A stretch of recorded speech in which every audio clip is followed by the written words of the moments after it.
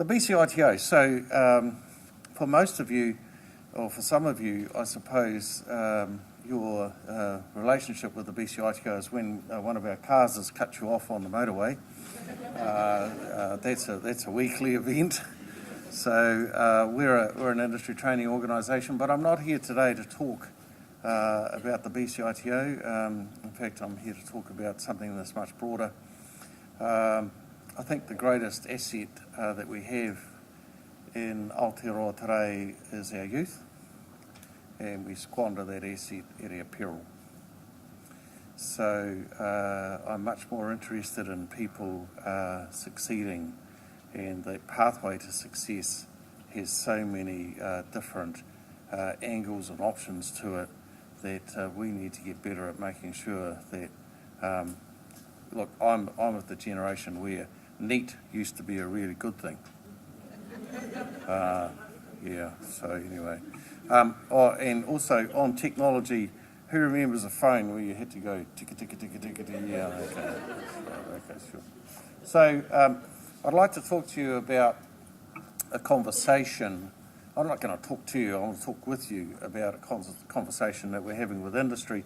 And it's really interesting because we have to sit in this sort of funny little space between a pretty large engine called construction. But that large engine called construction, you might be surprised to know, we have about 12,000 apprentices at any one time. So in any given year, there's about 17,500 people that we'll work with, and that's over around about 14,000 employers. So our average employer, or 93% of our employers, have 5 staff or less. So our classroom is every building site, every ute with a dog and a truck, every truck that has a ladder and a dog on the back of it, that's our classroom. So it's really interesting. You're actually, many of you from institutions, and I have to tell you, you're quite new to education because outside of monasteries, actually getting people together into large groups to teach them is only about 200 years old. So actually apprenticeships, which is what we're about, is thousands of years old. So, and it spans all cultures. All cultures have used the expert-novice relationship to impart knowledge and skills. So that's really, yeah. What do you see? Tell me what you see. Fun. Yeah, someone the other day said a really lucky guy. So, yeah, it's interesting. This is a plank of wood down on the harbour where people go and jump off it. Not sure why, but anyway. The interesting thing is if you look at those faces and look at them hard, they're young people and they're smiling. They're jumping off and they don't know how cold the water is. They don't know. You wait. They don't know how deep it is, but they're excited and that's a transition. Actually, wouldn't it be really good if all of our people had that look on their face when they're coming into the world of tertiary or beyond secondary? Yeah. I hope they've got more clothes on. But the interesting thing about it is that it's our job to make sure that the water's warm. It's our job to make sure that it's safe. It's our job to make sure that it's a positive outcome for them. So the conversation today and tomorrow shapes the future of our youth. And now a presentation from me is nothing without a little bit of a science lesson. So that's part of my background. Oh, by the way, I left school when I was 15. Secondary school, I did an apprenticeship. I owned a couple of companies, trained a lot of apprentices, and I finished my masters when I was about 35. So I sort of went back the other way. But the really interesting thing about it is that I sort of can see both worlds. I taught at Massey University in EdPsych for a number of years, and I can still also lay your carpet. So, you know. But the interesting thing is that all of those people, all of those faces that you saw are made up of, it's all DNA, and it's you can thank your mum and your dad for donating some chromosomes each. And there's thousands of people around the world studying genetics today. And I can tell you, in those chromosomes, there's literally millions and millions of genes. So the study of genes. And I can tell you that so far, no one has discovered the male-only construction gene. No one's discovered the female-only secretary gene. No one's discovered the Pākehā business owner gene or the Pacifica labouring gene. The Asian work all night gene. Now, my PA's Asian, so I haven't shown her this. So she used to. Where's Erica? She used to be Erica's PA. So, and actually, you can blame Erica. And also the female. She's not strong enough gene. No one's found that one either. So it's really interesting. So what does that mean? Well, actually, construction happens at people's fingertips.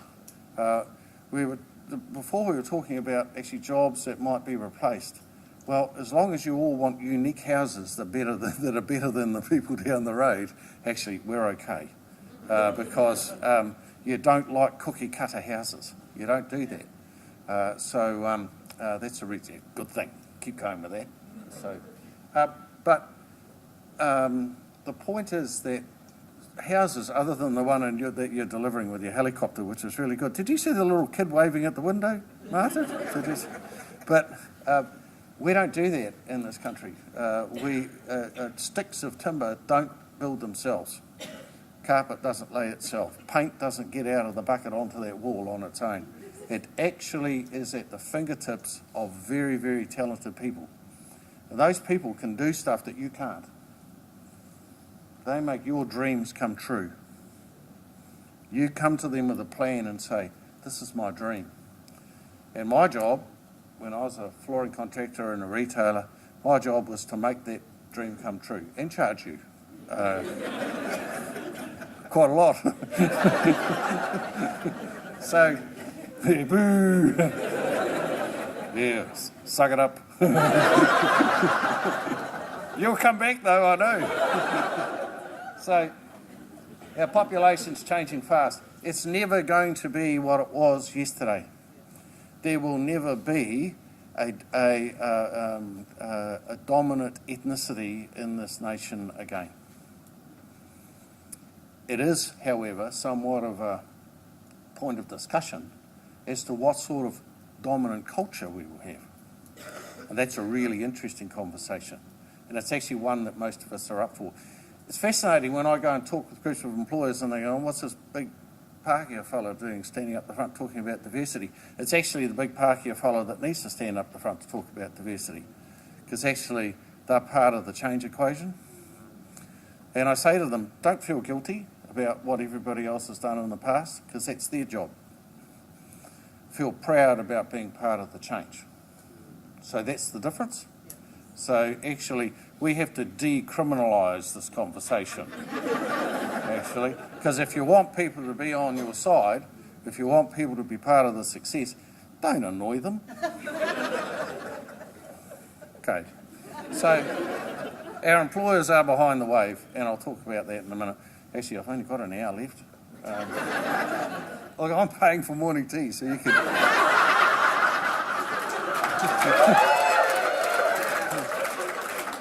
So you can have it when I'm good and ready.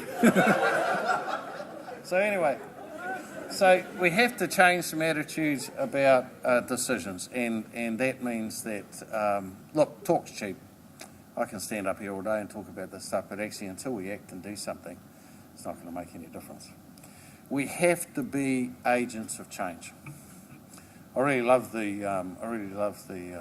theme of this conference, because it was Gandhi actually who said, "Be the change that you want to see." And if anyone had a hard road, that guy did. Now, I just want to give you a little bit of a heads up here. That's where we are in terms of the construction pipeline, and that little bump a little bit further back, that's the building boom that we had between 2002 and 2008. If you thought we were busy then, well, hold on to your hat, Dorothy, because It's going gangbusters. Next year we're going to build as many houses as we built. Actually, the peak of housing was 1974. We built more houses in 1974 than we've ever built before. But here's the kicker. In 1974, the average house was 90 square metres. Now the average house is 220 square metres. So we're building, we're going to build more of them, and they're twice the size in a bit. So housing projects, I'll just whip through these pretty quickly, but there's the dip, there's the recession. During that whole, we stopped building, and in fact, there's 53,000 homes that we didn't build. Now, who's from Auckland? Okay, now you're all driving around looking for them, and they're just not there. So, and it's really fascinating because, there's the hole, and the hole is its deepest in Auckland. So, is there an opportunity? Are there opportunities? Are there lifelong careers and wealth and prosperity in construction? You bet. So the construction pipeline, if you're not lucky enough to be from Auckland, then there's the rest. It's just massive, the scope. And I go back to the point. Construction is not just a few big companies. It's actually lots and lots of little companies as well. So just a couple of little slides here. The first one on the left talks about the ability for employers to find skilled and unskilled staff. That's the two lines that are wiggling down. And the one that's wiggling up is also matched by this one, which is actually the change in salaries. So some of our recent research has shown that, in fact, compared with a construction apprenticeship, if we compare it with a range of degrees, there's really not a lot of difference. In fact, the apprenticeship is ahead in terms of earning and capital up until their mid-40s, and they collide around about that point. So depending on what sort of decisions you made and how many horses you backed, how many wives or husbands that you had, will depend on how much wealth you're coming out the other end. So our employers are treading a pretty thin line at the moment, and it's no surprise to you. Every day we have another news item that says, we've got skill demands in construction. So why? Well, there's the supply side of the equation. This is New Zealand's birth rate. Now, on the far left-hand end was when we only had one channel. So it's went downhill from there. There's a bit of a bump in the middle. I think that's when National was in. But then it sort of careers down from then. And so around about 15 years ago, there just wasn't enough people having unprotected sex because that's one of our lowest birth rates. And in fact, it actually, if I blow that up, the next lowest time is now. So if you're wondering where all of your students for your school are, Martin, actually, we didn't make them.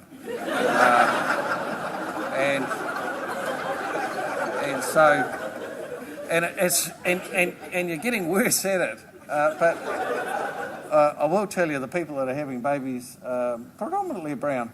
So it's really interesting because the average age now in the sector is 41 years, but the average age Māori and Pasifika is sort of mid-20s. So it's really interesting. So this workforce, we're not going to see that again, not Māori.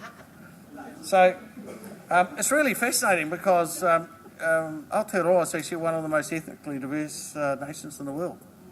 That's fascinating. And none of these numbers will be new to you, but they certainly are to our employers. So when I have this conversation with employers, they go, really? So, and what do we mean by Pasifika? What does that mean in terms of, if you're not there, sorry. You didn't make the cut. but it's pretty diverse, and it just gets even more diverse when we start talking about this generic term Asian. What does that mean? It's actually not about the label. It's actually about the person, and that's the really interesting part of that conversation. So diversity makes business sense, and it certainly aligns with profitable practices. I'll talk about this in a minute, but actually it's our employers are starting to understand that, just watching the time, that their environment of the future, that Aotearoa is changing, and it's changing fast. So some of our employers are using it as a key point of difference in terms of their value proposition, and they're the smart ones.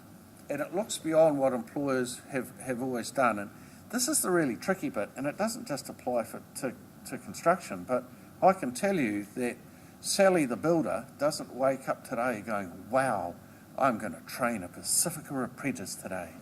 You know, just get real. That's not their world. Their world is, how on earth am I going to deliver on this job, contract, where's that concrete, where's this, where's that?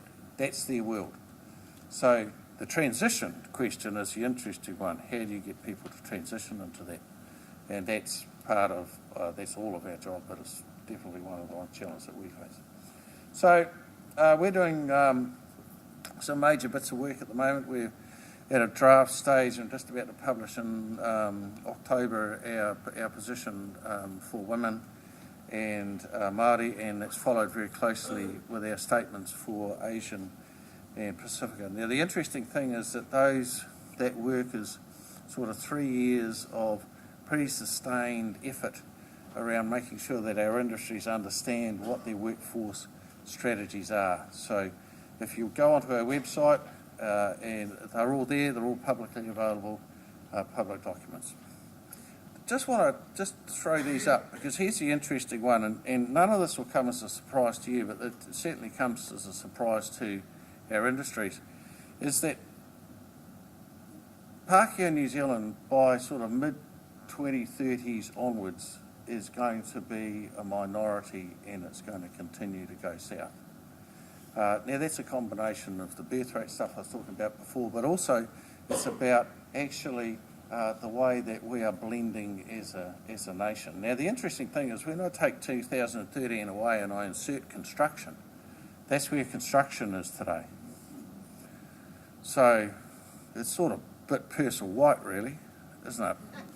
So, and it's really interesting. So employers, they just employ people who look like them and talk like them. And that's worldwide. You know, try and get a job in China tomorrow. They'll look at you and go, "You're not Chinese."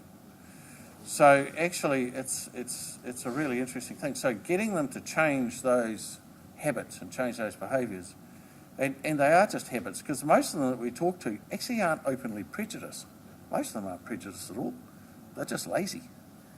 They've just been doing the same thing for so long, and they're used to doing it.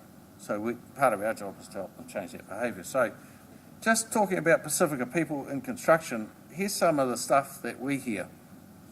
We hear that construction is a second choice for Pasifika, that it's only for dummies, that it's not for successful people, that there's no future in it, it's poorly paid, it's okay for me but not my kids.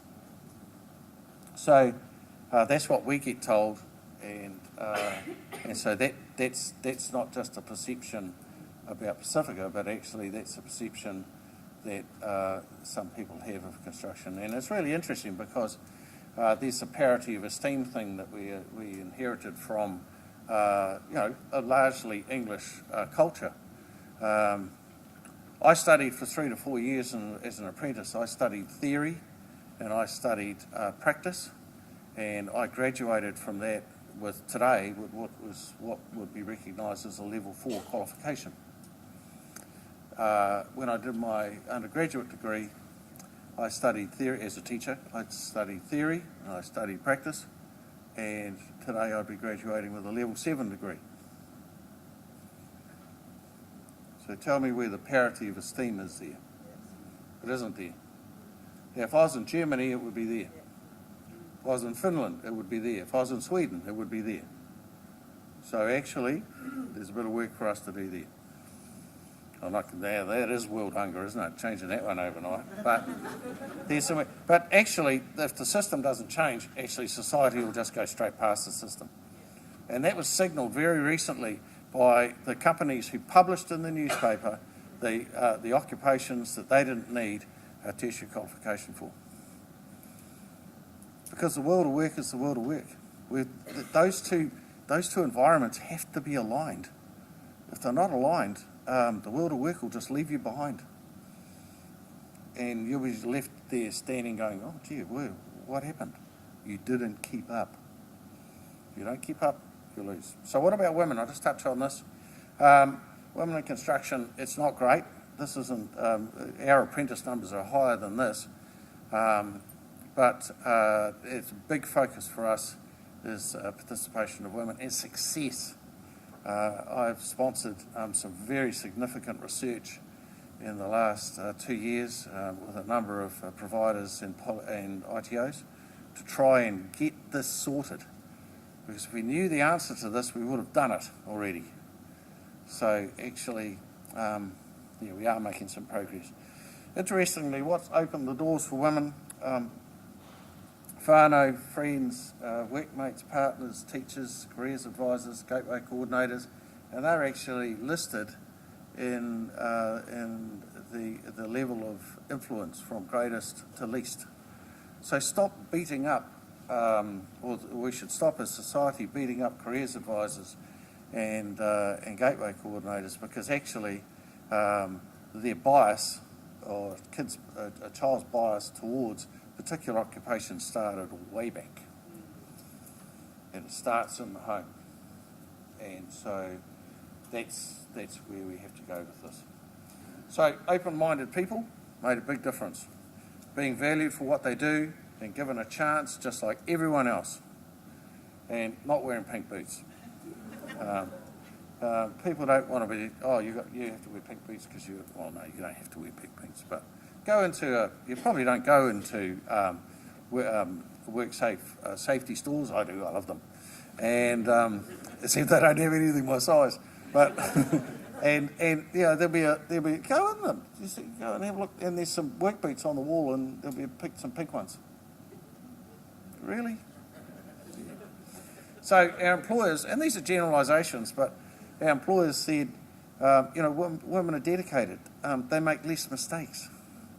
They talk to my customers. They don't just grunt.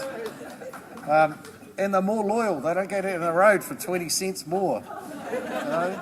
Now, it's fascinating because some others, and there's an elephant in the room here, because we also heard, they'll distract my boys. Oh, okay. I don't have a toilet for them. I've got a funny story. I don't have time. I don't have time. Okay, I do. So I rang up this joiner and I said I wanted to talk to him about taking on a female apprentice. And I rang up and a woman answered the phone. I asked to be put through to the fellow I wanted to talk to. Yes, fine. And I said, would you like to take on a female apprentice? No, why not? I don't have a toilet for them.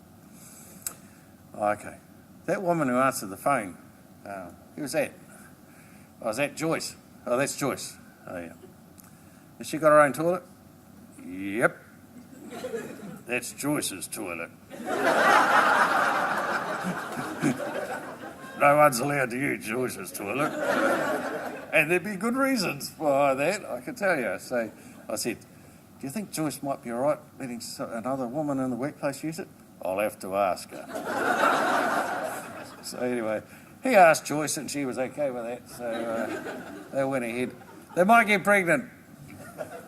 They get better. And my wife won't let me. So it's just,